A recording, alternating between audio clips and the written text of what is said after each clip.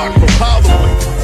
At 17 years old, I was one of those interns working out of his office, riding around in the Luke vans, getting people registered to vote. So I look as Luke as the father of Miami. But Luke, I just want to say I love you and I appreciate you and I'm grateful for you. I'm happy for you. You're proud. Luke Campbell Way, Liberty City, Dade County, 305.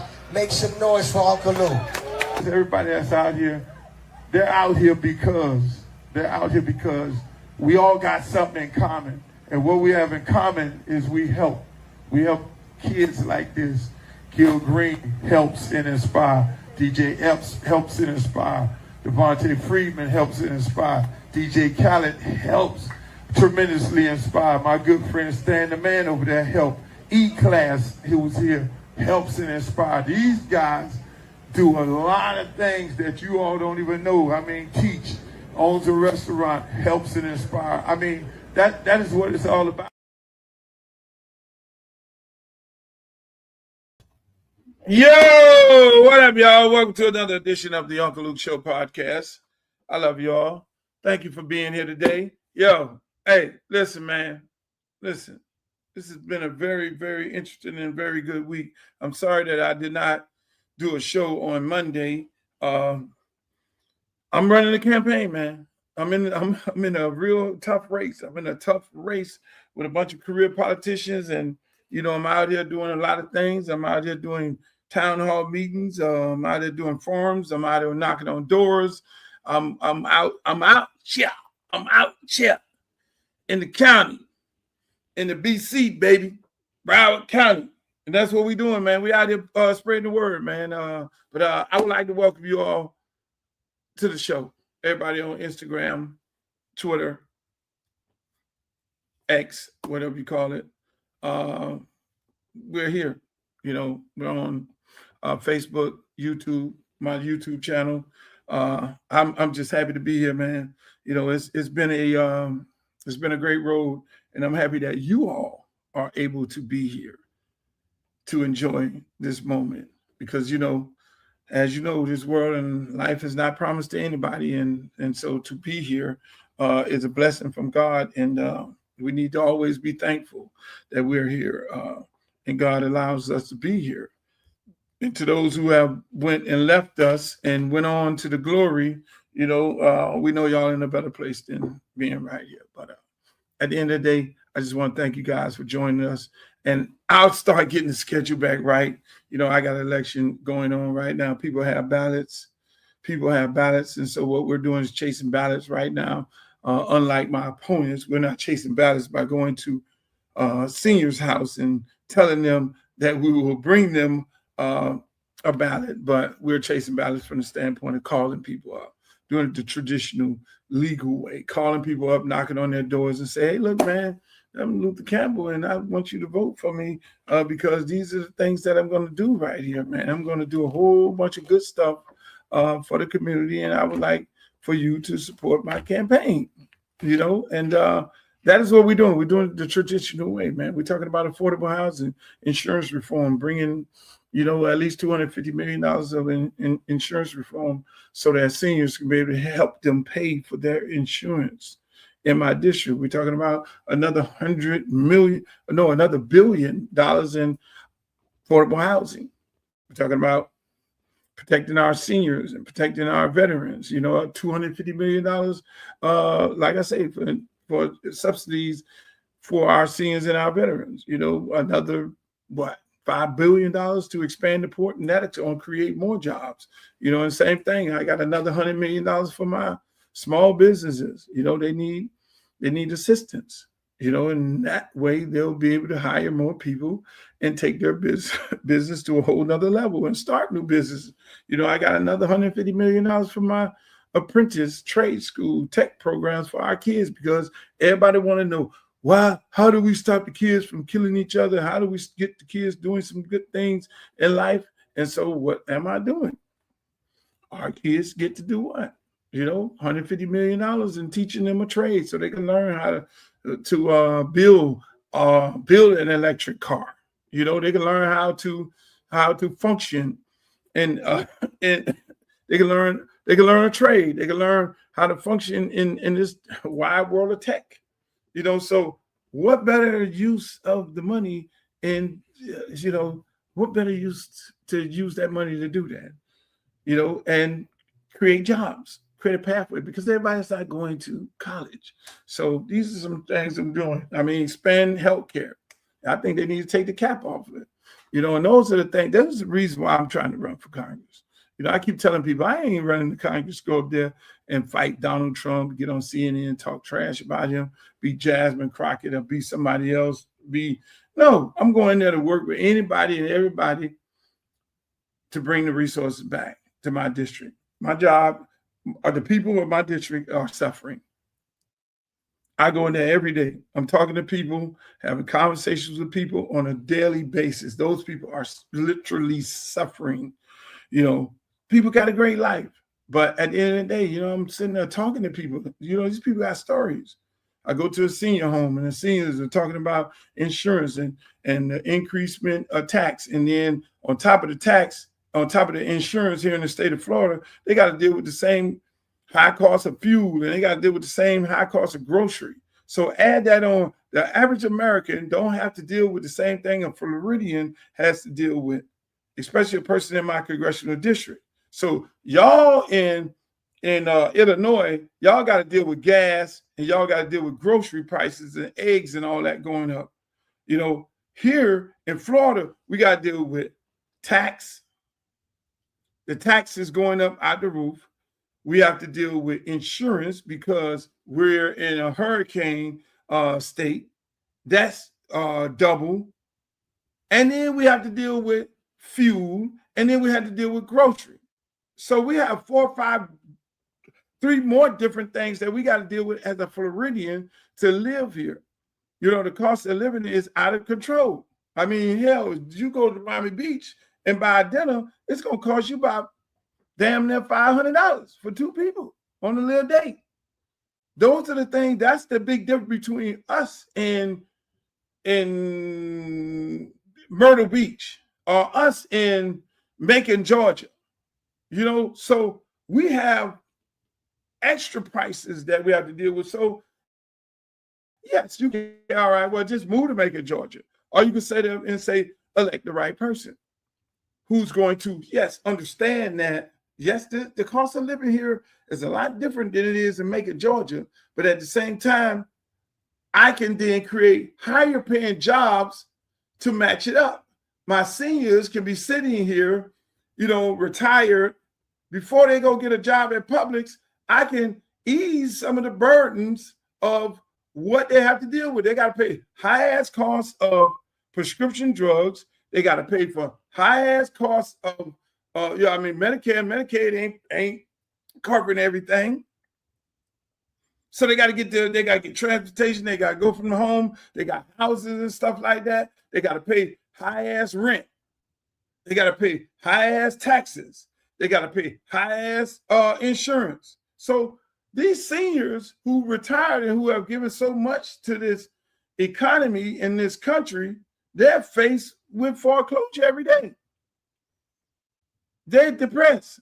These are the golden years of their life. They're supposed to be chilling right now out there on the corner, out there at the park, at the golf course, at the shuffleboard court, enjoying the their final days. But they're sitting up here depressed. Meanwhile, people are saying, oh, you need to be an experienced politician. Experience in doing what? Experience in cheating people? Experience in keeping people in poverty? Really? Is that what we're doing? That's what I need to be experienced in. Come on, man. But at the end of the day, ladies and gentlemen, I want to welcome you all to the show. That's what I'm out here fighting. I'm out here fighting, and that's the first part of the show. I mean, we talk sports, politics, and entertainment, but right, since we're talking politics right now, we'll stay right here. I did a clip, and it went viral on my Instagram and on my Twitter and my Facebook, where I talk about what they call cheating in an election. And I said, I hate that I got to agree with Donald Trump. I'm not a fan. I'm not a fan of Donald Trump. I think some of the stuff that he says is crazy. But then there are some things that you got to take in consideration and you got to listen. Do I respect the president? Hell yeah, I respect him. He's the president. I tell people elections have consequences. He won the election fair and square. He's the president. So you got to respect that. Whether you like it or not. You sit over here, you want to complain about the conditions that you live in and you didn't vote? Okay, well, you're a part of him being the president. So you got to live with it. Same thing. If people decide that they want to vote for somebody else in this race and don't vote for me, and then they go to complain about the things that they're not getting, the things that I'm telling you that you're not going to get, and the things that I'm telling you how your quality and the way of life is going to be desperately affected, and you decide that you done came up with some mysterious reason. You done talk your way out of not voting for Luke, even though you know Luke is the right one. And the same thing happened in the presidential election, but the man has a point. These elections are rigged. He has a point. They call it ballot harvesting. So here's the definition of ballot harvesting.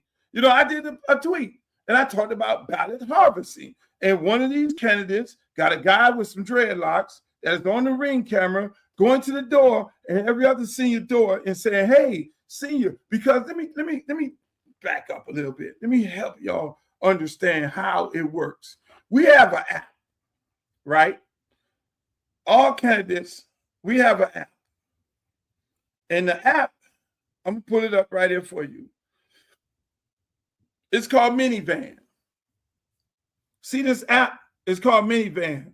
I can look on this app, right, that's connected to my campaign, and I can hit an address, Lauderhill. I can pull up that person's information in Lauderhill. I can pull up how many people in the House vote. I can pull up the detailed information, the telephone number and all that. I'm not going to show you this person information right here. I got the house, I got the age, I got the telephone number and everything. And also I have whether or not they have received a mail-in ballot. So I can actually look on this app that you all don't know about because y'all ain't in the political business. I can look on this app and see exactly who has a ballot from the election department, and I can look on this app, and the app will tell me who, because we get updates every day, who has voted and who hasn't voted. So I can go knock right on your door because you haven't voted and be like, hey, look, Bob, you got this ballot over there, Bob. You need me to take it in? I'll take it in for you and drop it off in the mail for you because I know you're facing the high cost of living. I know you ain't got that money to buy gas, senior. We're talking about a senior who's sitting up in there. They got to make a decision whether they're going to pay for the prescription drugs or some food or pay the insurance because the house is already paid off, but then the insurance is almost like a mortgage. They got to put some gas in the car. So it seems like a great idea. It seems like a breath of fresh air that this guy is knocking on the door and he's going to take my ballot to the mail-in box. That is what they're telling these people. When you get the ballot, the package is halfway fucking open. You put the stamp back on, the ends are open. I should go get my ballot in there right now that I have.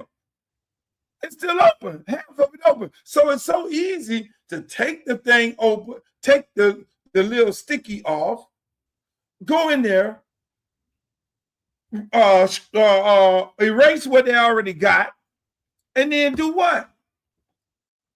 Go in there and put in who you want to put in. But if they put in with an ink pen, then what do? That ballot never reaches the election department. That goes in the garbage. So the ballot harvester is a guy who with big money campaigns, they can afford to pay those people to knock on those doors. They take the app, ride around the car. Oh, go to this house, go to this house, go to, hello, hi, I'm such and such from the lady campaign that's running for Congress, and I'm here to support you. I can take your ballot and drop it in the box for you. Those seniors believe that. They believe that them people are really going to take the ballot and put it in the box. So a large part of what Donald Trump is saying about the elections are rigged, they are. And normally it's with the people who has a bunch of money. You know, back in the days, a lot of people went to jail for what? A lot of people went to jail for dead people voting. Yes, dead people voting. Look it up. These elections are dirty, they're rigged, and the people who got the most money can pay for that. People like me who are not taking, no, I'm only taking $5. If you choose to send a campaign donation for the campaign, please do it right now. Go to www.luthercampbellforcongress.com. We will be more than happy because we need all the money that we can get. People like me who are not buying the election, who are not taking special interest group, the developers' money, those people like me, no, I don't got the money to be buying no ballot harvesters. These people want to win by all means necessary because they have a lot of people they got to pay back. When those developers come in and just like you say, and nobody talked about affordable housing. If you notice it, all of a sudden, everybody talking about, yeah, we got $1 billion for affordable housing. They never talked about that until I mentioned it. Until I blew up the numbers and talked about the numbers and put it on my social media and say, my district has $6.7 billion allocated to it. And though that money I've identified, and I'm going to bring it back to my district. So they already know this. Well, the smart ones. So they now got to talk about affordable housing. That's when you get the Alonzo Mourning and all of them to come in there because they allegedly play in the affordable housing game with the major developers. Hello? So all of a sudden they have an interest. They want to endorse Debbie. You see what I'm saying? When you take that money, you got to pay people back. We're talking about $1 billion. Every developer in America, especially in South Florida, is trying to put their money on a candidate who's going to allow them to get a hold of that $1 billion in that district, who's going to be given the property for free. They don't give them government property, hey, $1 for 99 years. Your deal is you're gonna build on it, and you're gonna build it affordable housing, workforce housing for the community and for the people in there. Tell the people in there, hey, look, we're gonna move you over here. We're gonna build these houses. You're gonna be able to move back. That ain't happening. By the time it's time for them to finish building, then you move back. Then they're gonna ask you for everything. Oh, we need 5 months of 5 years of tax returns. We also need 4 years of your W-2 or your W-9. You need to be employed by employer for at least 5 or 6 years in order to qualify to get back into a community that you supported. And all of a sudden, you ride down the street, now you are discouraged and all upset, and you got to go back to the place where they already displaced you and put you at. That's the game that they play. Because Julio Raimundo daughter sitting up in there doing the paperwork. Okay, well, I can't help you. This is what they're asking for. And you sitting there like you all frustrated. You got your kids. You sitting there ready to go back, move back in. That's the game they play. That's the game they play. Alonzo Mourning, he gets to put a school in there. He gets to be the spook in the picture. Yeah. We're here building affordable housing for the community. Yeah. But next thing you know, when you ride by that building, me and Ron May rode down Pompano. Ron May was in shock. This is the heart of Pompano. I see white people coming out their car with groceries and going into the building. This neighborhood, no, they would never. They stole a bag of bullshit. That's what happens.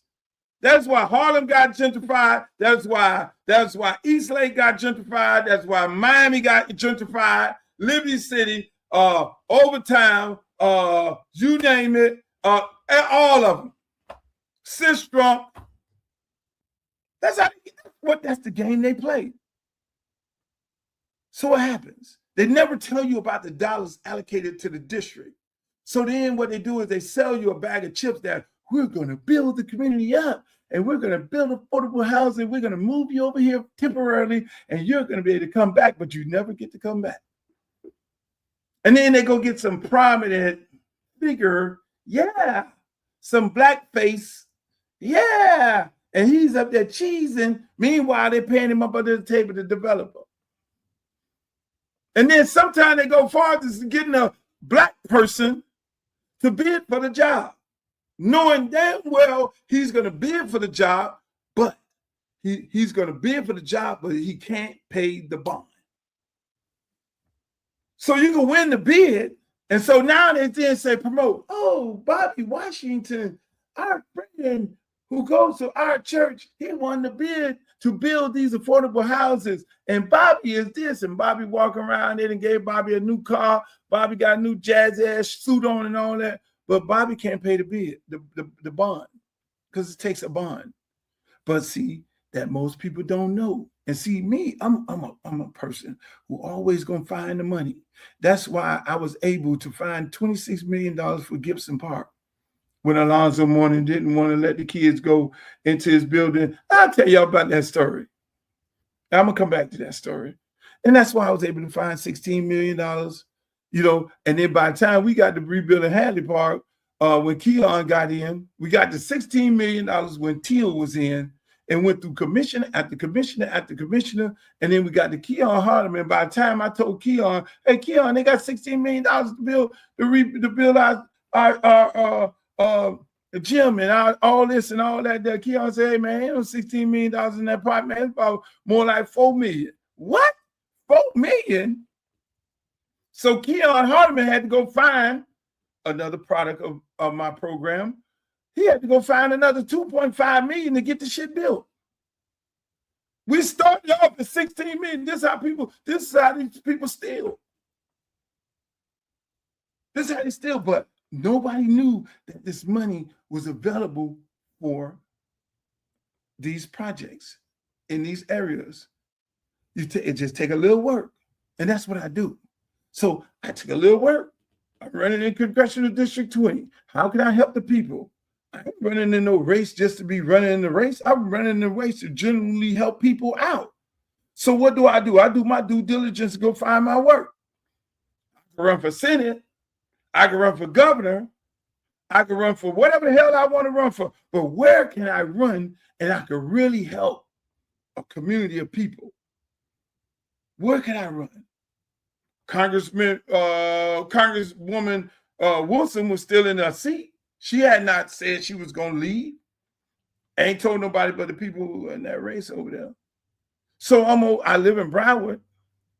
Where can I run to really help people out? Let me go look to find the money first, because I ain't running to just be sitting up there bullshitting some people. No, I'm running to be able to bring some money back. I understand. Let me go do my due diligence. I'm going to talk to the people in the community. Y'all happy with y'all Congresswoman? No.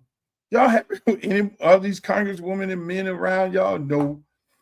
You see Haitians getting ready to be deported. You see all these things. You see the community. No, we ain't happy. They get the vote, they don't even come back. They get the vote, they come and they talk to us, they get our vote, and we don't even see them no more. Our community getting gentrified. Look at Sistrunk. They're telling us Sistrunk is getting ready to be connected to Las Olas. Look what they just did to us in Pompano. And in Tamarack, we got a water plant problem. We got all these issues up here in Tamarack. We got these issues in Pompano. We got these issues North Lauderdale. We got a big ass landfill that's been sitting there for 60 years. Nobody knows what the fuck to do with it. Come on, man. And then I go, all right, I'm here, y'all. We got seniors who upset. They're losing their houses. All right. God says this is where you need to go at. This direction you need to go. So now I got to go find if I can really fix the problem.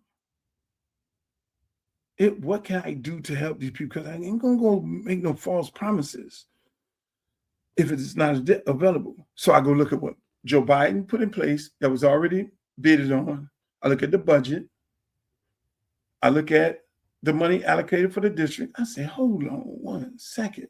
This is a beautiful district. They got restaurants, they got bars, they got clubs, they got people who are living in their homes, tax-paying people. They have businesses. They just need somebody to come in and bring those resources. They got the port over here. The port ain't been expanded. Hell, they connected to the ocean, expand the damn port.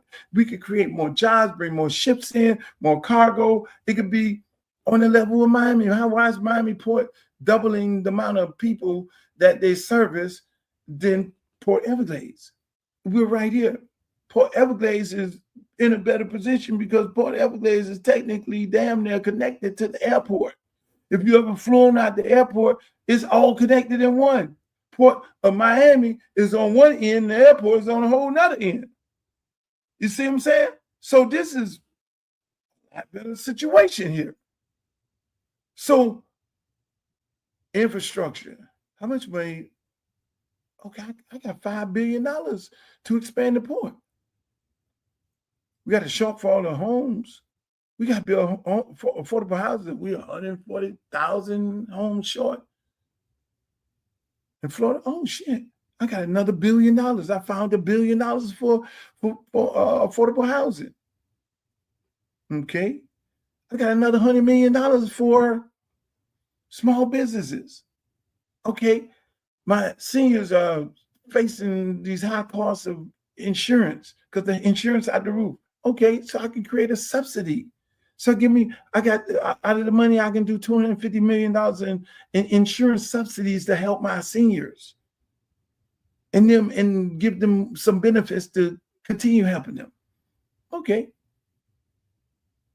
So my youth, everybody ain't going to college. Okay, I can create an apprentice trade tech program, another $150 million. I'm gonna go in and expand Medicare, Medicaid. I'm gonna fight for that shit there and all that there. Hey, look, we're gonna do that. But I can thousands of good, high-paying jobs and give my seniors a sense of comfortability to live and to finish the rest of their golden years comfortable. I've given my youth an opportunity to get a high-paying job. And then on top of it, I then come in with my experience of what? My experience of entertainment. I know my film company, Luke Films, we have to go to Atlanta and shoot, and every other city to shoot whoever entertainment tax credit. So I got this big-ass landfill out there where I can get the Army Corps of Engineers to drag it and clean it up like they cleaned up toxic waste in Jersey and created a tax credit. And now you see Sony and all these other movie studios that have put movie studios and have brought so much economics and so much money to Jersey right now. After cleaning up the toxic waste area, I could do the same shit in my district. I got 128 acres sitting there that has not been used for damn near 60 years. So I can get the Army Corps engineers to clean it up and put movie studios there by giving another $250 million toward that. But on top of it, creating a tax credit of at least 50 to 60% federal tax credit.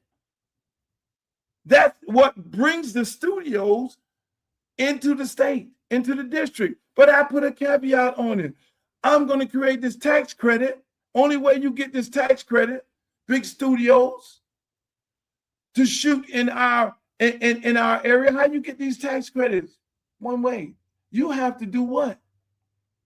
You have to employ the people from my district. The more people you employ from my district, the more of a tax credit you get. The less amount of people you employ in my district, the less amount of tax credit you get.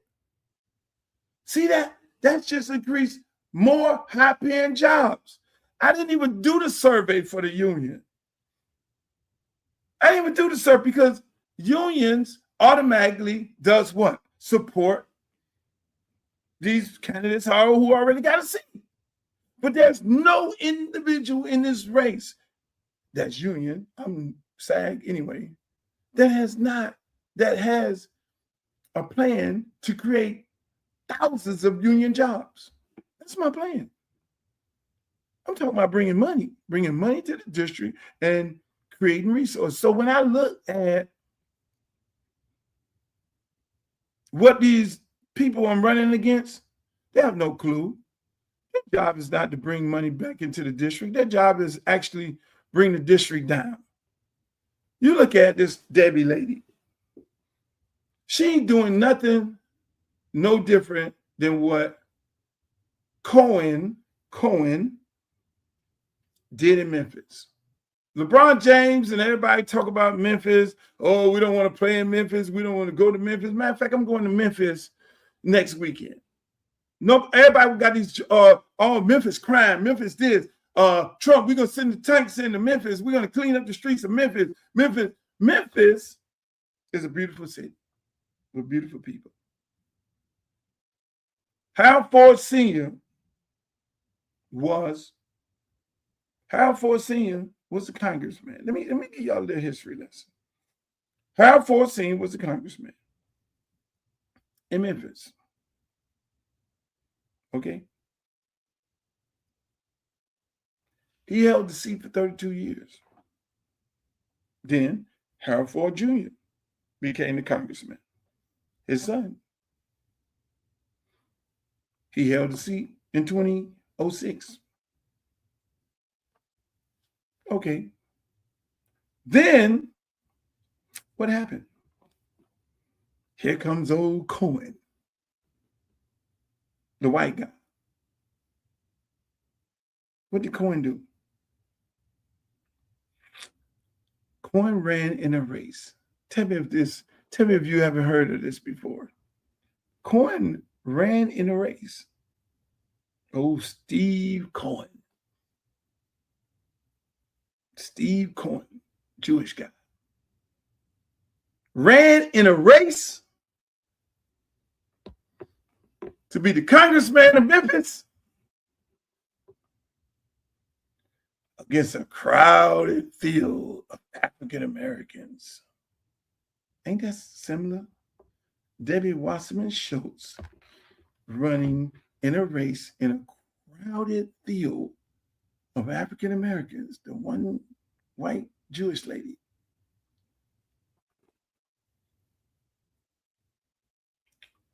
The vote got split. Steve won the race by getting 30% of the vote in Memphis, black ass Memphis. I'm just saying. Steve won because everybody washed out each other. Steve won by winning 31% of the vote. He came in and paid everybody off. Same shit.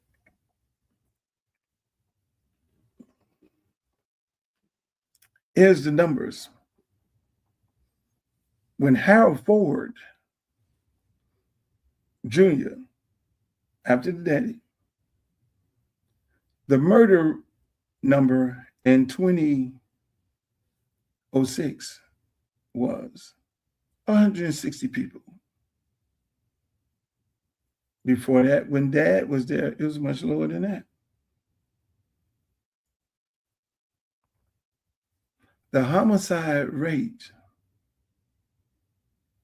when Mr. Cohen took office rose to 351 homicides. So they went from 160 homicides to 351 homicides in Memphis under Steve Cohen.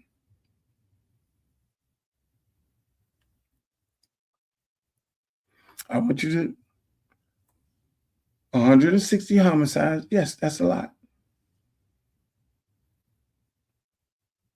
But in 2023, 351 with him as the congressman. So I say to the people of Congressional District 20, it's the same fucking play. It's the same play. And I'm pretty sure Steve got celebrities like Alonzo Mourning to endorse him. I'm sure Steve got the Congressional Black Caucus to stand down because the white part of the Democratic Party is the one who controls the Black Caucus, because that's why they raise more money than the Republican Party, because they got to put money into campaigns, their own campaign and the campaign of their handpicked Black congressional members. So they can go take a Black seat anytime they want. So it's in old Steve Cohen. So when people like my good friend LeBron James and everybody else who want to talk all this trash about Memphis, you got to look at where Memphis was at and where it is now. Memphis is a beautiful city with a beautiful town, beautiful people in it. Crime only occurs when there's a lack thereof, when people are fighting for survival, and then they start doing criminal things. If you take a person right now, they're trying to find a way to eat, trying to find a way to feed their family. They're in a state of depression because they have no choice but to then do what? Result in crime. If I take a criminal right now and give a criminal millions of dollars, he ain't finna do no crime because he got millions of dollars in his pocket, and all his other friends and family members is dependent on him because he's bringing in millions of dollars. He's bringing in hundreds of thousands of dollars. He has a great job. He ain't thinking about that because he's thinking about going to work tomorrow.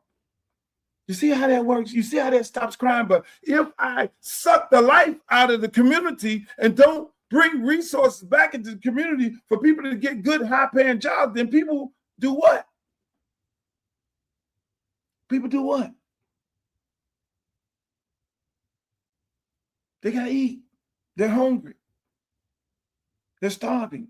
They got to find a way. They do criminal shit. So how do you cure that problem? But why do you cure that problem? Because you love the people. Because you're one of the people. They ain't trying to cure that problem. They ain't trying to cure that problem. Part of gentrification is to buy low and sell high. Part of gentrification is allow a community to be crime-ridden. That's all in the plan, right? It's allow the community to have high crime, so when your mother left the house to you, and you got your new wife and your daughter and your son, and y'all got this house that y'all grew up in, lived in there all your life. It wasn't like this when you grew up in the neighborhood. Now the police got chased. People next door, they done rented the house out, and they got people going crazy, and they got high-speed chases, and they robbing the neighbors. And when you come out with the grocery, you got to have your gun, protect yourself and your family. You got to put barbed wires on your fence. You got a cage up in the house like you're in prison. And then the neighbor gets shot because the son was sitting on the porch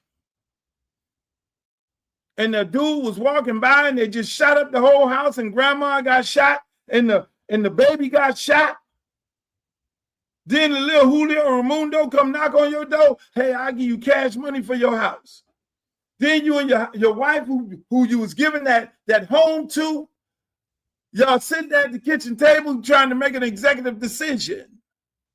Do we stay here or do we take this cash? Because every day we have somebody come knocking on our door, telling me they want to buy this house for cash. Now they bought all the houses in the neighborhood for cash.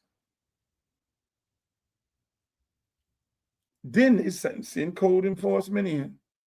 We have taken control of the community.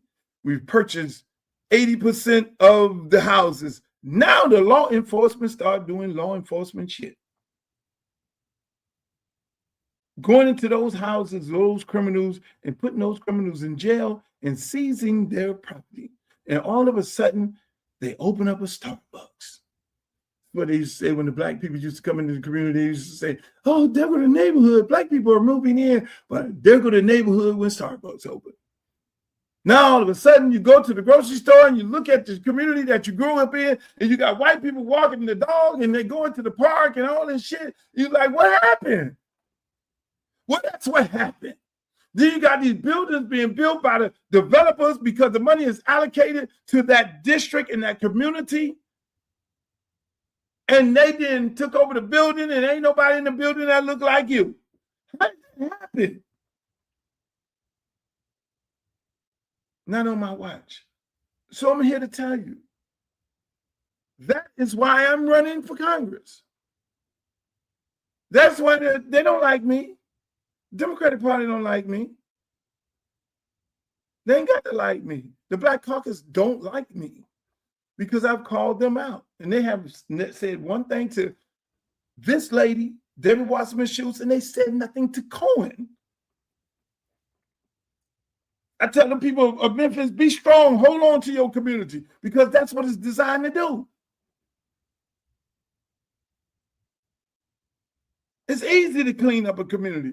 Do you know Miami had some of the most notorious gangs? Go look at the movie. Go look at Cocaine Cowboy documentary by Billy Corbin. Shouts out to Billy Corbin.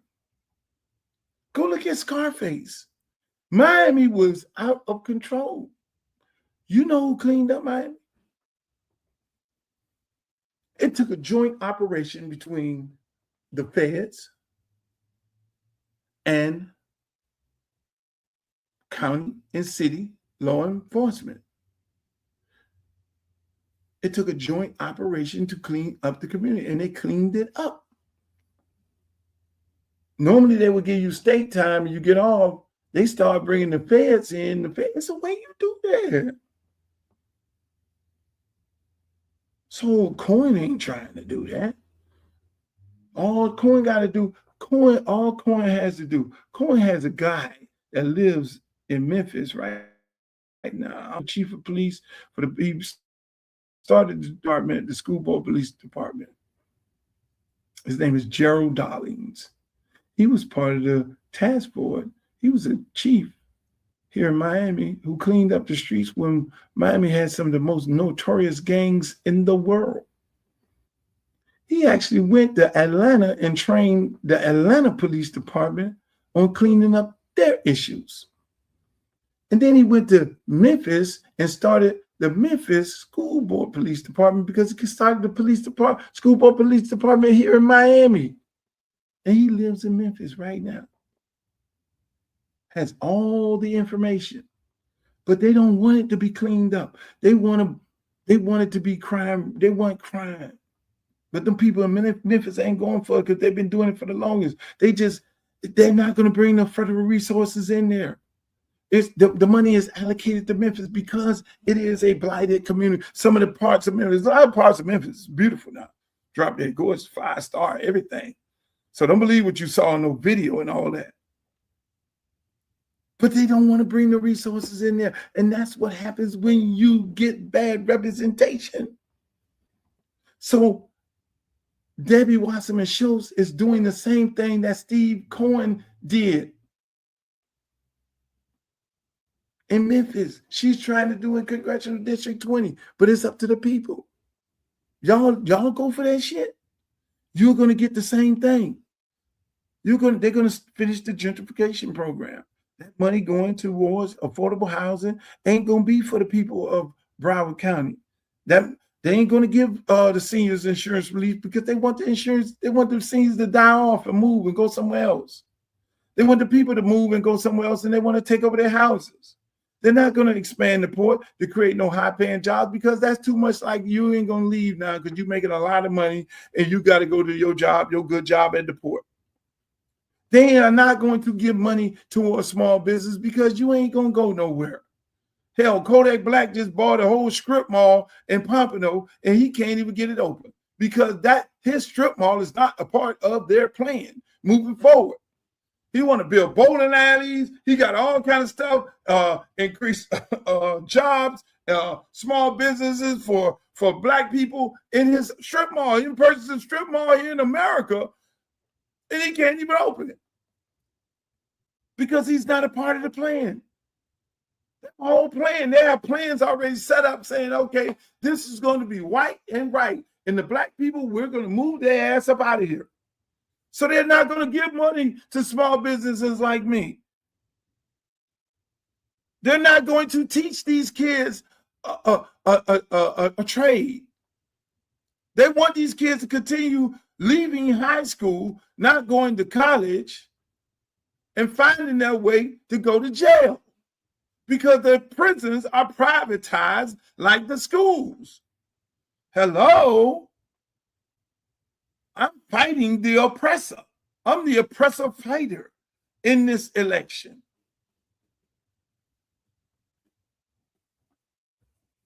Can't tell them no more than that. I'm going to knock on some more doors, do some more ads, send some more flyers out. I'm going to do my part. I'm going to do my part, people. I'm going to do my part. They're going to continue doing their part. If I tell you they're trying to steal the election, they're trying to steal the election. If I tell you it's rigged, it's rigged. But still, even with all that said, I'm putting you up on game. Somebody come knock on your door talking about they want your ballot. No. Don't let nobody fill out grandma's ballot. Call if you put your mama in a senior citizen home, ask your mama what she did with her ballot. You go get the ballot for mama. Because this is real. This is real. This is a life and death situation for a lot of people. People get all upset. Trump, you ain't vote Trump because Trump been saying for the longest the elections are rigged. The elections are rigged. He know they're rigged. I'm not joining the Trump bandwagon. I'm just keeping it a buck. That's what's going on in my race. That's what's been going on. That is how people win elections. People who got a lot of money and they win elections like that. Let me just talk about this Trump thing. Let me break this Trump thing down for y'all. So here's the deal. The Democratic Party is full of elitists. They handpick their congressmen and senators. The white part of the Democratic Party raised a bunch of money. They then put the money on the candidates that they want to be a part of their little cult. That money comes from the white side of the Democratic Party. Now, I'm not making this a racial issue. It just is what it is. It's not racist. It's how they control the party. They say they want more people to vote. They don't want more people to vote. They have the number of super voters, like I told y'all. They know the numbers of super voters. They know the numbers of who's going to vote in a presidential election, who's going to vote in a primary. They have those numbers. They do the data. They know who got a voter's registration card. And I tell people right now, if you got a voter's registration card, you need to use that in this election. They're not counting on you. They're counting on the super voters to determine who wins this race and any other race. They're counting on the race being separated based on the numbers of people who normally vote in a primary. So Debbie is looking to get her 31%, no different than Steve Cohen looked to get his 31% in a black community called Memphis, to then hijack the community and let it get crime ridden and then obviously sell it all to the developers. But you can make the change. We can do something that they didn't do in Memphis. Vote for the right person. Don't get caught up with, oh, I got to vote for Dale. Oh, I got to vote for this one. I got to vote for that one. No, vote for the right person who's going to do the work. That's me, who found the money already. You got to do that. Because other than that, they're going to hijack the entire thing. So what's the correlation with? Luke, you say Trump. Republicans. You've been bashing the Democratic Party because of the Black Caucus not standing down on Debbie. And the hell, they even supported a young guy.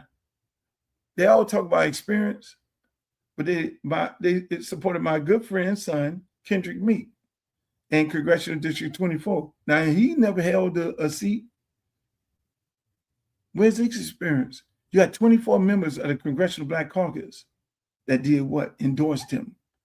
And by endorsing them, they put money into his campaign to run against a senator and a former mayor and a former councilman and mayor and councilman. Don't that make sense?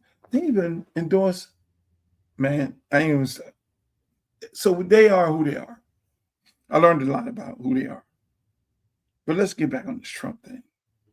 Trump understands that the Democratic Party picks and chooses its elitists to go to Washington. He understands that the white part of the Democratic Party controls the black part, and they put the money into the black candidates' campaign, and they get those people elected because they end up having more money than the best candidate in a black race, right? So they know that. So that's why they have to raise more money within their party, because they got to take care of two different people. They know that. So what does Mega do and Trump do? He goes and do what? Partner up with former players like Lawrence Taylor, Mike Tyson, all these different people, 50 Cent, and all these people, you name it, Kim Kardashian, Nicki Minaj, and all these different people like that. These are not elitist people. The elitists, the bougie, the suave black people, oh my God, I would never hang out with a Mike Tyson. He's not one of us. So Trump saying, I can get 10 to 20% of African-American vote by hanging out with the real niggas, the real black people. And then I can get up there and say, hey, man, y'all black people ain't got nothing else to do. But shit, they ain't gonna do nothing for y'all. Y'all might well come on. And then the ones, the Kodak Blacks, the Little Waynes. Think about it. This man got a real plan. These people, the Democratic Party would never even touch. Hell, Obama didn't even touch Jeezy. Jeezy, man, he was a black president. We need a black president. The man didn't even acknowledge Jeezy because Jeezy was too street for him. The Democratic Party don't want nobody too street. They want elitists. That's why Kamala Harris lost. Could not connect to the streets. The Democratic Party cannot connect to the streets. The white part of the Democratic Party who controls the black part of the Democratic Party, they understand that. So when nobody talks about we need more people to vote because we need to win the election. Hell, the Electoral College controls that. Ain't no popular vote wins the election. They don't want new voters to come into the election because they can't control them. If I have a group of people that I can control and I can get people in office, when I want to get them in office, I can look at the data and say, this is the super voter that I can get connected to. I know what they like. I know what they want. I can harvest their ballots. They don't want no new people. They're not singing like the Drake song, no new friends. So Trump and them boys say, you know what? We're going to get the people, the black people who've been left behind.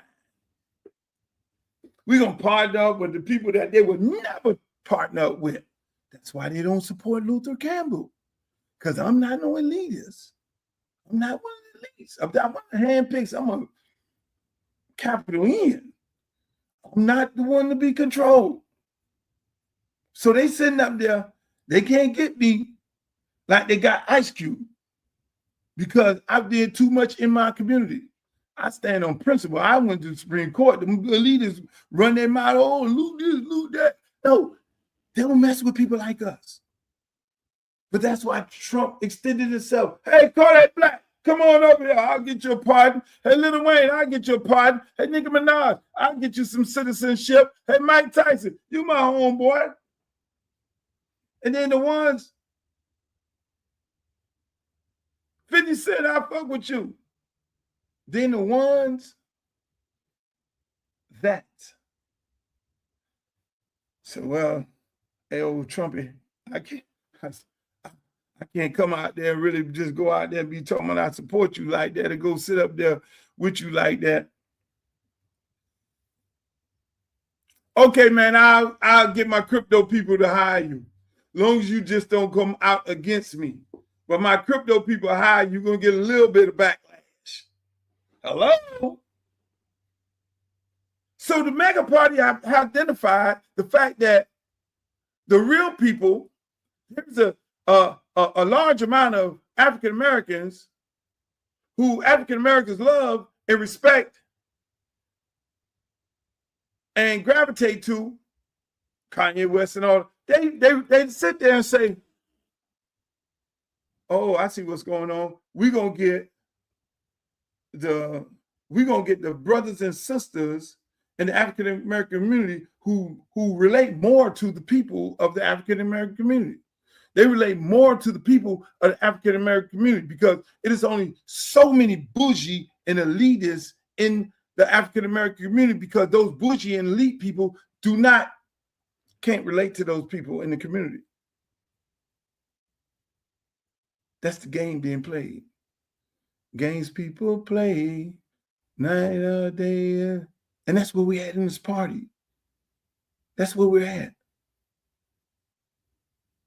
So what's the solution? The solution is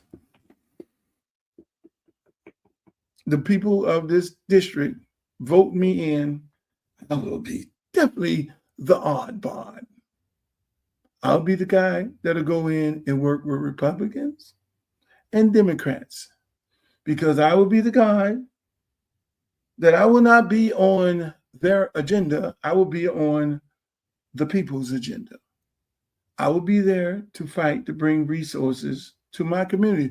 I will be there to go sit up there with Donald Trump and have a conversation with him about rigged elections and what people need to do to fix these rigged up ass elections. And at the same time, talk about how much money that we're going to bring into Congressional District 20. I'll be having a conversation with him and Marco Rubio and what Haitians we need to get and give citizenship to and not deport these people because you're going to crash the economy and the field out there and the everything in Belglaze and Polkey and the service industry. Let's have a common sense approach to this. That man ain't gonna talk to neither one. He ain't talking to no Debbie. He ain't talking to no Sheila. He gonna do everything in his power to prevent them career politicians from getting anything because they've sat on the TV and talked all kinds of shit to this man and he don't like them. They're too soft. The other boy, too young. So your vote for those people are a wasted vote.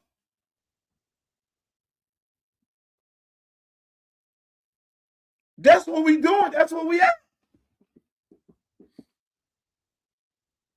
I'm the difference. Once again, ladies and gentlemen, I'm the one who put my body on the line for the people.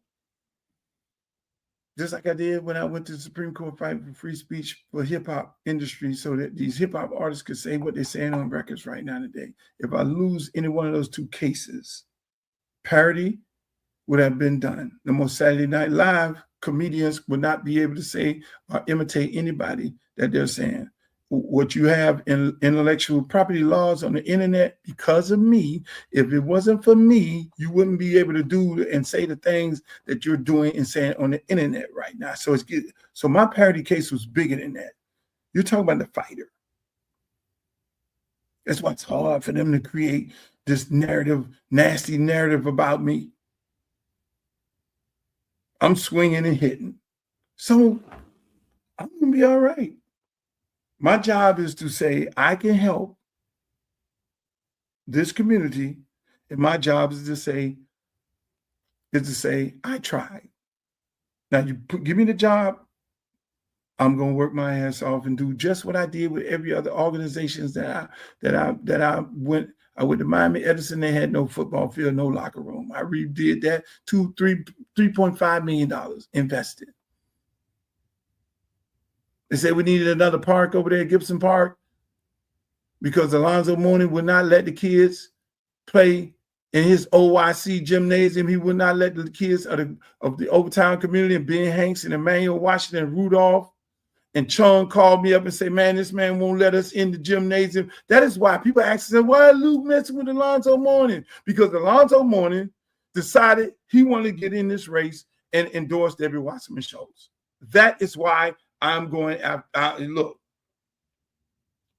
me and him had this argument. Go look up my article. I did an article in the Miami New Times many, many years ago when those guys called me up, when Emmanuel Washington and Ben Hanks called me up and said, this man ain't letting the kids of Overtown go in his brand new gymnasium. What can we do? I went to Joe Ariola, who was the commissioner, not the commissioner, but the city manager at the time. And I say, Joe Ariola, this man ain't letting the people in there. Y'all co-sponsored and build half of that building. He said, we don't have no control over the building. He said, Luke, what I got is $26 million. He said, I identified the money. He said, yes, we got $26 million. We could rebuild Gibson Park, the pool, and we could build a damn gymnasium. If you ride right now to Gibson Park, you will see the OYC building, and you'll see another gymnasium, and you'll see a Gibson Park gymnasium on the same location. Make that make sense.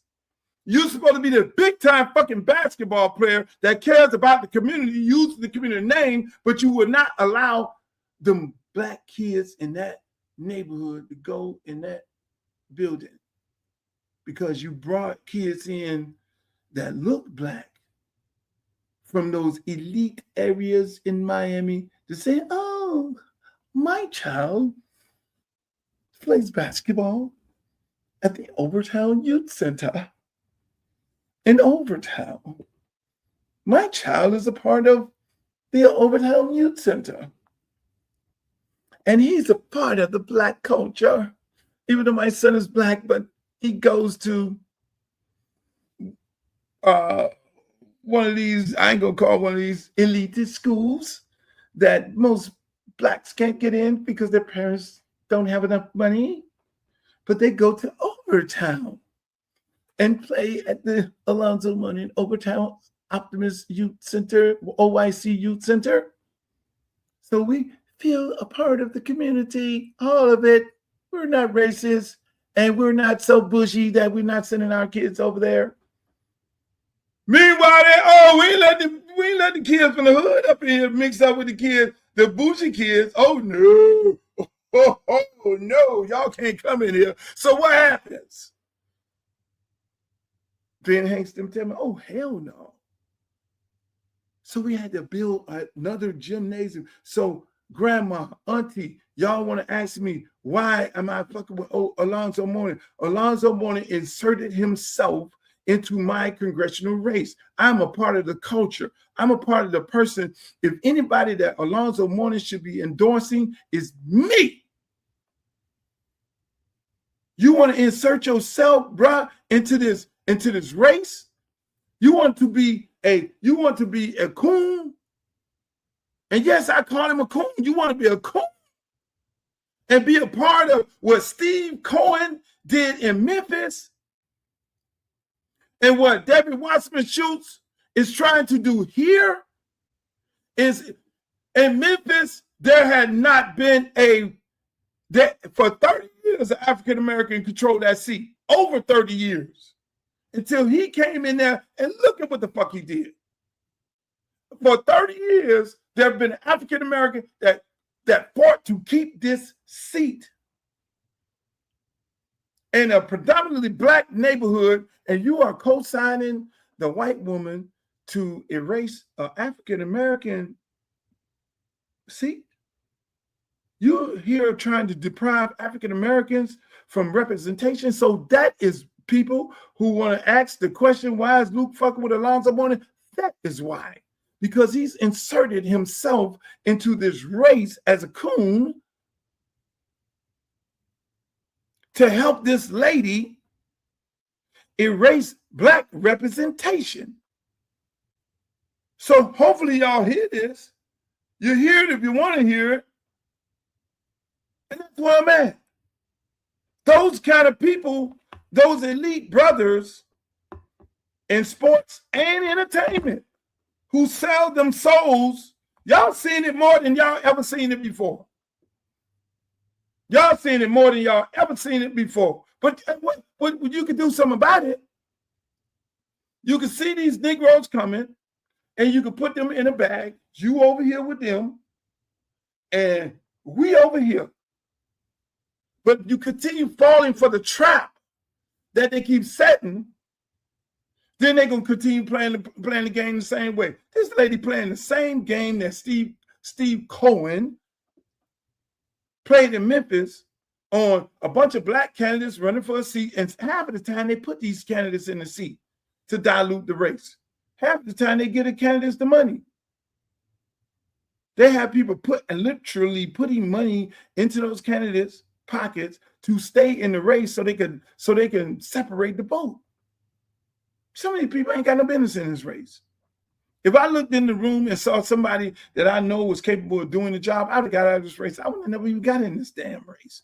I'd have mind my business and continue running all my damn businesses and continue dealing with all the things. But I saw the community desperately needs leadership because the candidates that are in the race are not the right people to save this community. So if people decide they don't want to vote for me, and I've learned a lot, I'm going to be all right. I ain't selling my soul. I'm going to be all right. My business is going to be okay. My companies are going to be okay. I'll be on tour. I'll be making more movies and documentaries. I have 5 of them right now. Get ready to go into production. I'm ready to lose money doing this. You know, we'll be all right. I'll be straight. But are you going to be straight? That's the question. Are you straight? Where do we go from here as far as African Americans? The real brothers are going to find it because Mega ain't going to stop with Donald Trump. They're going to still continue trying to recruit the 50 Cents, the Kodak Blacks, the Nicki Minaj, the Lawrence Tellers, the Bo Jacksons, the Kardashians. They're going to still recruit the people that the elitists of the Democratic Party don't want to mess with. And eventually, they're going to start doing things in those people communities with them. And the elite blacks are going to be sitting here believing in this Democratic Party dream. They're not going to change their ways because they right now have an opportunity to change their ways. I am giving them the opportunity to change their ways. I've spoken to people over there and have sat on the phone for 4 and 5 hours with these people to tell these people, look, man, my resume is what it is. I went out there on the road with Kamala Harris. I even expected Kamala Harris to jump into this damn thing. Luther supported me. He went door to door for me. He went and campaigned and stood up there on the fence for me when I was running for president, and I can't do nothing but help him out. Kamala Harris ain't did shit. I expected Jasmine Crockett, her jazzy ass, to hop in this race and start talking all kind of shit about these people in the race. I expected Jasmine Crockett to get in the race and say, Sheila, you need to sit down, and Debbie, you dead ass wrong. We ain't heard that. We heard these manufactured cute ass comments. We ain't heard that. You ain't had nothing from Hakeem Jeffrey. You ain't heard nothing from the Congressional Democratic Party leader, because they are the protectors of the elites. They're willing to give up African American seat. We will only have one Black congressional member in the state of Florida representing Black people. That is sickening. You talk about the 1965 Civil Rights Act. It was designed for us to get Black representation, and both sides are eliminating it. You see what I'm talking about? So where do we go? Those people are recruiting. Mega is consistently recruiting the average African American, the ones who Black people can really relate to, because that elite shit, them bougie people, they look down on us. I'm not one of them. They look down on us. That's where we at as an African American community right now. It's the bougie ones versus the real people. I represent the silent majority. I represent the hood. I'm purple. I don't care nothing about no party. I don't care nothing about no party. I'm running as a Democrat. I'm gonna tell you this right now. If Ron DeSantis did not change, and I didn't have time to challenge it because I'd have filed a lawsuit. If he did not change this year, well, you had to run. You had to be, in order to run in a party, you had to be in a party for 365 days, which is a whole year. If he did not change that rule, I'd have quickly got out of the Democratic Party and ran as an independent. I did that in a heartbeat. I looked at that before I hit the qualifying button. And they said you couldn't do it because I know the direction of the Democratic Party. I'm the one who said before Debbie even made her announcement of what she was going to do, because I know how this party operates. And then to see that these Congressional Black Caucus members ain't said nothing, but they want to be hypocrites and talk about the Republicans and how they took away Black representation in Memphis. Not in Memphis, but yeah, in Memphis and Louisiana and Alabama and Tennessee. But they got so much to say about those people in Tennessee, Alabama, and Louisiana. Call them everything but the child of God. Rightfully so, because they deserve it. But they ain't call themselves that.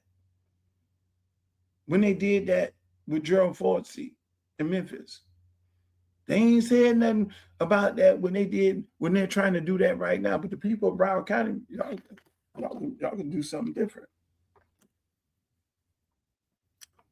I'm just saying. So I gave y'all a whole lot. I gave y'all some things to think about. All my good friends, my old friends, they be sitting there saying, Luke, man, you need to chill, man. Them people gonna come out to you, man. They gonna come get you, man. Hey, man, the old granddads and all that, they be like, man, you that motherfucker keep it 100. I keep it 1,000. I keep it $1. I will go sit right now and have a conversation with Donald Trump if we talk about bringing some money to Congressional District 20. Trust me, right now.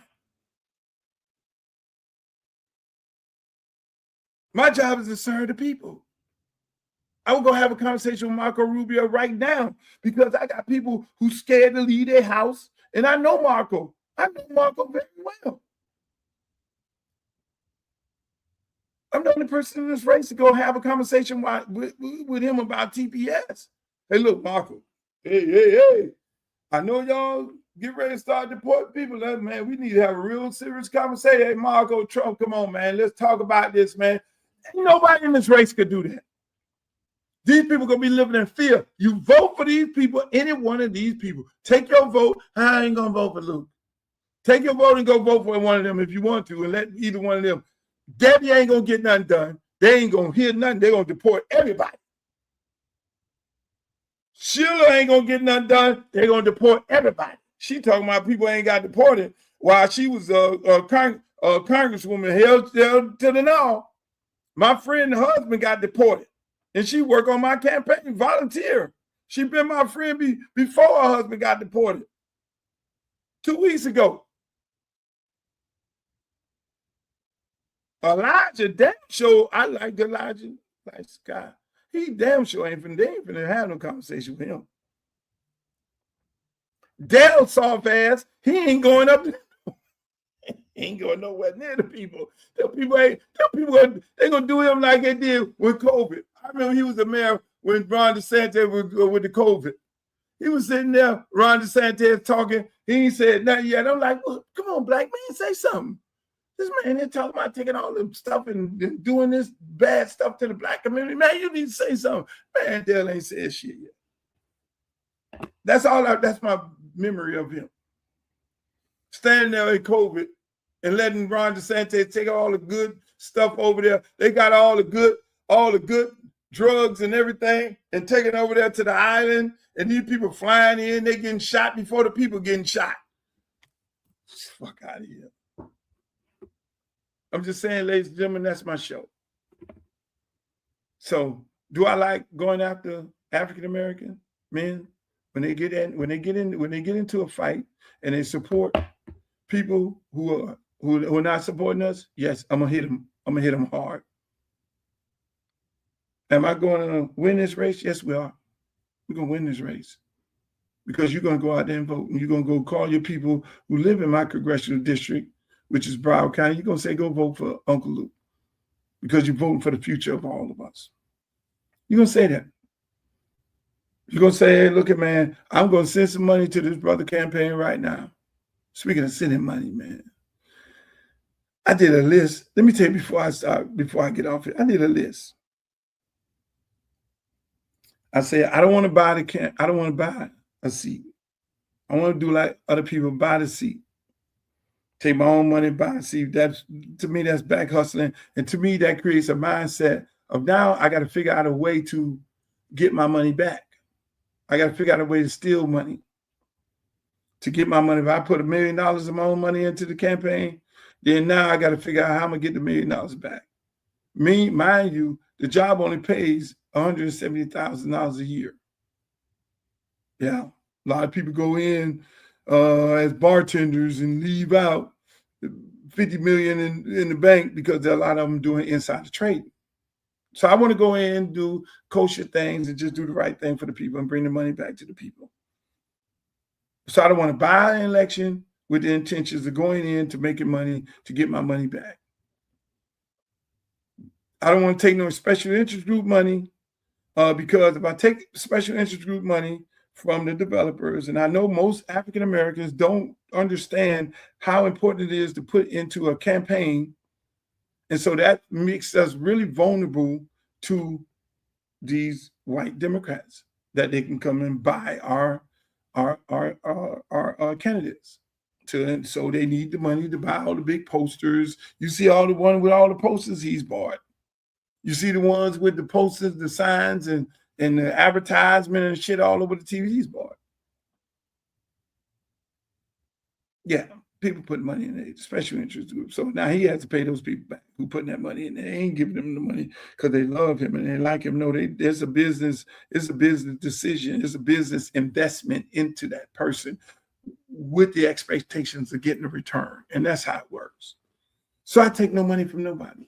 I live off my name recognition. I'm in this race off of what I've done in my community and what I know I've done and what I can do. And so I live off of every coach who I've coached against in Broward County, Dade County, to get on the phone and tell their parents, you need to vote for Uncle Luke. I live off the reputation that I have of building and creating ventures and building partnerships with Adidas and $50 million to the District of Miami-Dade County. I live off my reputation of building parks. I live off my reputation of pouring and building kids up and saving kids and coaching and mentoring them and seeing them off to college and to the NFL and all those days on the riding in vans and all that and pouring into these young people. And I live off of that. I live off the reputation of creating hip hop in the South, taking Pit Bull off the street and taking Trick Daddy, who just came out of prison, and help mentoring them, putting them on records. And now they're multimillionaires doing big things in H-Town and JT Money and Poison Clan and all these people. And then the guys who work behind the scene who are owning big companies like Teach with House of Mac, and Nikki and her brother doing festivals and all these things like that, and Jeff Sanchez working for the NBA Entertainment. My good friend Wendell Haskin has Original T. I look at all those things that I've created and more. And so when I look at my resume and they say, oh, we got streets named after you, we got stadiums named after you, you can go and rest and you can go and chill for the rest of your life because you have a legacy. I have a legacy and I have a name. I built that. And those are the things that I want to build in my congressional district. And I will bring those things. A dude told me today, man, you just need to do an aerial shot. Streeter from football bill, you don't do an aerial shot of all the shit you built. Edison, $3.5 million in there. Go over to Gibson, go over to Hadley, go through all the shit that you built in the community and just show the people and say, Pompano, this is what I'm going to do here for you. Lordy, this is what I'm going to do here for you. Tamarack. It's hard to do that because I've done so much. I expect the people to do that research. I'm not going to buy an election. I'm not going to do that. I'm going to expect people to do the research and say, look, man, I'm going to vote for this dude right here because this dude is real. This dude going to get shit done. Because everywhere he's been, he's gotten shit done. And he does it on a 5-star level. And so we would be honored to have this guy work over here for us for the next 4 or 6 years. And if you don't, he gets somebody else, that's fine. I'll be all right. Be chilling. Hey, at least I will be able to say to myself, I tried. Because I can't sleep at night when there are things that I know I can help fix. And I'm not one of those people who sit on the couch and not try to help. Anything that I've ever got into, I try to help kids. I did that for over 35 years. I didn't have to do that. I could do just like every other rapper, be on a yacht, hanging out on the boat and swimming in the French Riviera. No, that's not me. I'm a helper. My mom taught me that. You do the same thing. So that's why all these things I built, and that's why they put my name on all these things. So I'm a helper. I mean, hell, I saw a little rapper Pitbull rapping on the battle tape. Let me get him over here. I help. So the guy called me up and said, man, my son coming out of prison, man. I help. Come stay with me, Trick Daddy. Trick Daddy stayed with me. You think I knew he was going to be Pitbull? You think I knew he was going to be Trick Daddy? No, I was helping young men fulfill a dream that they had and helping them get a career. Same thing with JT Money. So I love their careers. I love Devontae Freeman's career. I love Amari Cooper's career. I love Artie Burns' career. I love Levante Davis' career, who came through our program. I love Duke Johnson's career. I love Carlton Davis' career. I love Emmett Wright's career. I love Bashan's career. I love Wayne Times, him and his brother, police officer. I love all my kids. I love Charles Gaines Jr., who's out there coaching right now. I love all my kids' career. I love the things that Telly Lockett is doing. I love the things that Chris Perkins is doing at FAU as a coach. I love all these people and the things that they're doing. I love just being around them and them inspiring me and helping me, and I'm helping them. So I'm okay. But I want to continue helping more people in a major way. I'm just sad that I won't be able to help get some kids in college, coaching ball. But I'm going to get a lot of kids in college. I'm going to help a lot of families. That's my show, ladies and gentlemen. I want to thank you all for being here. I'm going to go knock on some doors. we're going to have some creative events when it's, if you got a ballot right now, take that ballot and vote for yours truly, Uncle Luke. I was going to talk about some other things on it, but I had to deal with the issue at hand. I know I'm going viral in a couple of different situations. Hopefully I address those things right here. Shouts out to my girl, Glow. I love you as usual, as always, and everybody who's in the chat. I love you guys. We do rebroadcast this show after it's played at 5 o'clock.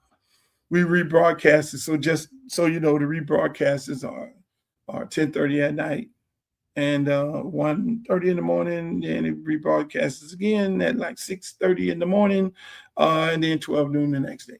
So we try and do that because we know people work and we know people can't look at the show. But remember, you can always go to the archives in my YouTube channel, Uncle Luke TV. You can always go to Facebook, my Facebook fan page, and like, share, and subscribe to the show. Go to X.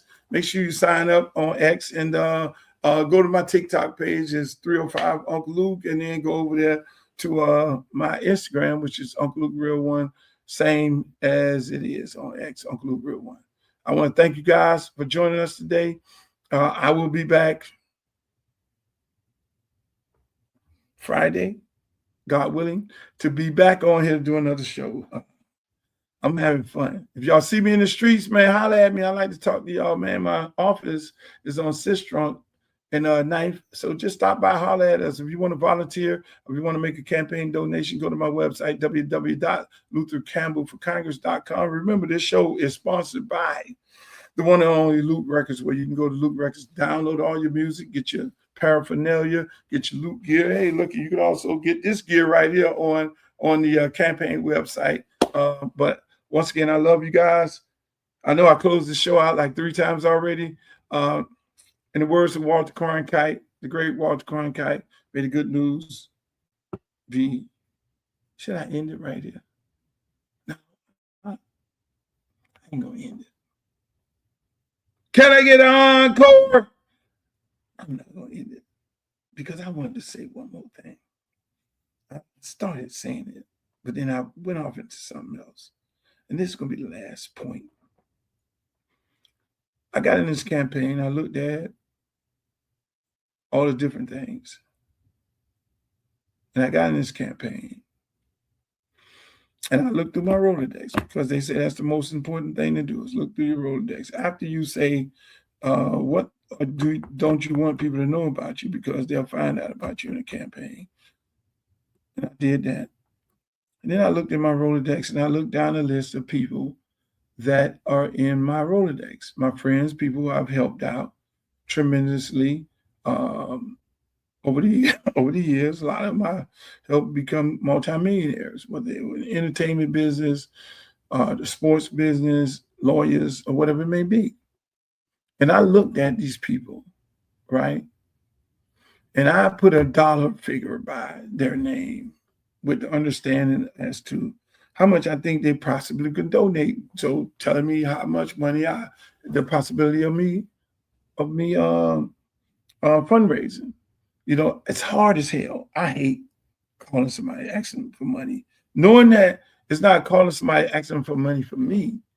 It's me calling them, asking them money for the campaign. Because in campaigns, the money don't go to me. The money goes toward paying the bills of the campaign, the kids who work, the seniors who work, the posters, the billboards, the paraphernalia, all this stuff right here, all that stuff, the advertisement, the signs and everything. Everybody's like, yo, we need a sign over here. The yard signs, all that stuff, the t-shirts and everything, all that stuff has to be purchased, right? And employees got to get paid. You know, people doing field work, people who are doing the data, getting all the information, they got to get paid. And so the money goes toward that to win a race. So ultimately the money, you win the race and you're able to serve the people. And that's what we don't fail to understand as African Americans. And that's why it's so important to put money into your candidate's campaign. Because if you don't, they will. And if they do, they will gentrify and they will take away from the community. And so that's why we've lost our communities so many ways. So again, going back to me, I looked into my Rolodex and I looked to see how many friends and how much my friends can donate. I looked and say, I knew, hey, look, you doing good. You flying around in jets and private planes, and you doing good. You flying around in jets and private planes, and you doing good. And you got hit records, and you making $100 million in the NFL, and have made it in the league, and you doing good, and you doing good, and you doing good. You big time lawyer at a big time law firm. I've helped you. You're a big time broker at a brokerage firm. You, all these people, I looked at a list of all these people in my Rolodex. And I came up with a bunch of these people. And I said, man, I can raise probably $1 million on the low end with all my friends and my Rolodex and my phone. You find out a lot when you run an election. You find out the people who you least expect to support you is the ones who support you. You find out the people who you picked up in cars and literally left your family to help them get a better opportunity and create a better life for themselves, and you've helped them make millions of dollars, can't be found. Send them a text, they don't respond. But they're always calling you for help. They call you when they were young. They call you when they got old because they want that Luke information. The people who, you like, man, I know you're going to have your artists call up, man, and send them drop. No drop. Man, you can make a campaign donation. No campaign donation. And a lot of them people be like, yo, man, they see me doing something big with the kids and all that, man, let me know, man. Come and be a part of helping out, man. Man, put me in, man. I want to do some of these things, man, with you, the things that you be doing. And then you call them up. Hey, man, can you make a campaign donation? No dice.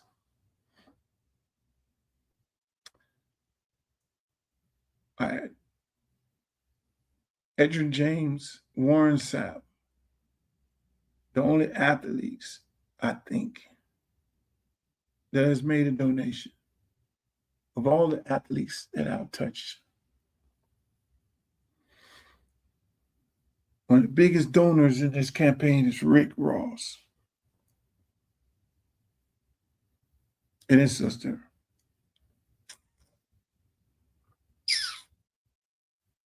When it comes to entertainment, all the entertainers' lives that I've touched, all the people in the industry, if I don't go to the Supreme Court and win, if I don't get this case overturned, or nasty as they want to be, all these entertainers will not be able to say what they're saying on the record.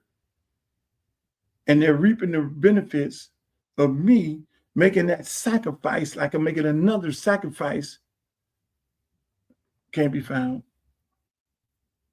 You would think they would be pouring all the money they can pour into this campaign.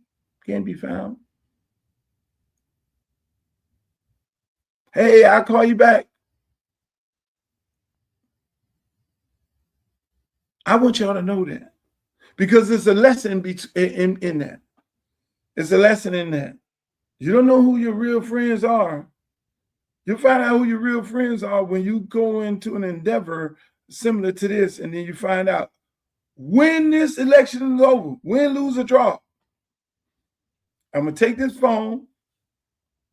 I'm going to take that list of people who made campaign donations in my campaign, because I help a lot of people. All I do is help people, mentor people. I'm going to take this phone. I'm going to take this phone, and it's going to be completely shut down forever with this number. I'm gonna get a new number. I'm gonna look at that list of people who made campaign donations, and those are the people who I'm gonna send my number to, and I'm gonna tell them people, do not under no circumstances give my number to anybody, because it's really eye-opening.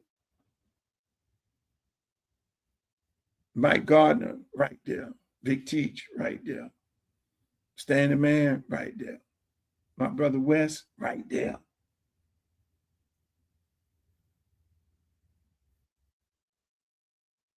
You see what I'm saying? I want y'all to know that. I want y'all to know that. I literally looked at my list of people that I've supported, that I know be ready to jump on them. You talking about them and some family members too. Hey, that shit crazy. But that's the nature of the beast. I want to share that with you all, because I know a lot of people will be inspired to run in a race. Don't depend on the friend. The support will come from the likely people whose lives you touch, the people who you did not do as much work into their lives, who really appreciate the things that you've done to help them along the way be able to do the things that they're doing. Those are the ones who will support you. But the ones who you really picked up and put in a car and you showed them the way, and nowhere to be found. And don't be surprised, because Luther Campbell is telling you right now. So we're going to win this by the grace of God. We ain't buying it. We're going to get our $5 campaign contributions. We do understand, hey, look, it's like, we ain't, I called you one time. I ain't finna keep calling you. I know them, they fundraiser people I had, they hate me. They're like, you got to keep calling these people. I'm not begging nobody for nothing. That's the worst part of camp. That's the hardest thing, me calling somebody. Look, I'm having a concert at the American Airlines Arena. Everybody and their mama calling up for a ticket. But all of a sudden, I'm running for Congress, and all of a sudden, you MIA. You see how they work? Donate $5. You see me get ready to shoot this movie, all right, everybody want to call. I had a comedian lady tell me she don't do politics. But yet still the people who are your fans, the people who are your fans, who come to your concerts, I'm going to pour into them so they can afford to come in your concert. Because you damn sure ain't got no white people at your concert. That's what I don't understand. The people in the entertainment business, one, the guy stood on the wall for you so you can be able to make the money. You should be sending a boatload of money because you know what he's going to do to help out other people, because he helped your ass out to be able to make the money you make it. The other part of it is I'm in a business where this dude here, I want to go perform in Fort Lauderdale. Shit, I need the people to be able to afford a ticket. Hey, and y'all wonder why our communities get gentrified and these people control our communities, but I'm the last of the Mohegan. I'm the only one. Ladies and gentlemen, that's my show. I love you all. I'm not gonna call these people name out, but they know who they are. All my friends know who they are. They know who they are, and y'all get on the thing and tell them.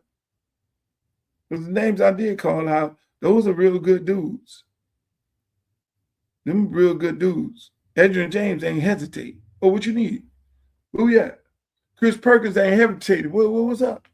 Hey man, send me the link. Rick Ross, send me the link. DJ Khaled, okay, shit, where you need me at, huh? What we doing?